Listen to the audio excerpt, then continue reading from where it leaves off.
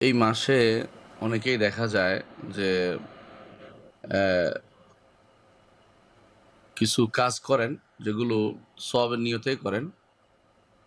কিন্তু এগুলো আসলে আল্লাহ এবং তার রাসূল অনুমোদন করেননি। তার মধ্যে একটি হচ্ছে অ্যা লাইলাতুন নিসফি মিন শাবান বা শাবানের ১৫তম রাত্রি পালন করা বা এর পরের দিন রোজা রাখা।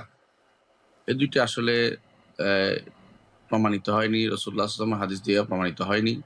সাহাবায়ে কেরামের আমল দিয়ে প্রমাণিত হয়নি। তাবেঈনদের কেউ করেছে। সে তাবেঈনদের কথা তো দলিল নয়, এটা আপনি জানেন, আমরা সবাই জানি। সেই হিসাবে আমরা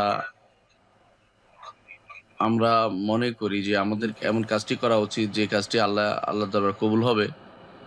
পণ্ডশ্রম করা ঠিক নয়। ঈমানদার সবসময় তার প্রতিটা মুহূর্ত কাজে লাগাবে। ভুল হলে তওবা করে ফিরে আসবে। বেদাত সাধারণত তখনই হয় যখন মানুষ কোন কাজ করে সওয়াবের আশা করে। আর বেদাত তখনই হয় যখন এটার মধ্যে ইচ্ছা করলে শরীয়তের একটা এ রূপ দেয়া যায়। যেটা সাধারণত মানুষ বুঝতে পারে যে এটা শরীয়তের অংশ না, এটা বেদাত হয় না। এটা তো এমনি নাজায়েজ জিনিস। বাইরের জিনিস বুঝা যায়। বেদাত ওইটাই যে চিনা খুব কষ্টকর।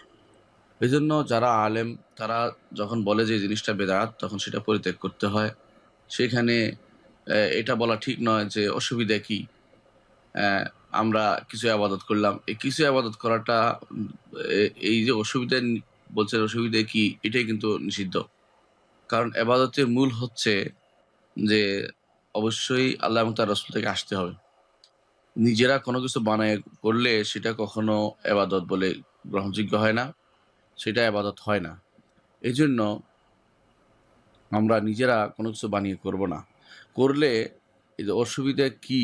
এই যে সিস্টেম চালু হয়ে যাবে, এটা কোনোদিনই আর আপনি বন্ধ করতে পারবেন না। সব কাজে বলা যাবে যে অসুবিধা কি? যত অন্যায় আছে সবগুলি তখন জায়েজ হয়ে যাবে। কোনো বেদাতের আপনি আর সংজ্ঞা দিতে পারবেন না। সব বেদাতে জায়েজ হয়ে যাবে। এজন্য আমাদের উচিত কাজ করার আগে খুঁজে দেখা যে এটা আসলে আল্লাহ এবং তার রাসূল অনুমোদন করেছেন কিনা? না হলে ইবাদত করব না। দুনিয়ার কাজে আপনি সব করতে পারেন যতক্ষণ শরিয়া বিরোধী না হয়। কিন্তু ইবাদতের ক্ষেত্রে সব বন্ধ করতে হবে যতক্ষণ দলিল না পাওয়া যাবে। আশা করি বিষয়টি আমরা বুঝতে পারছি।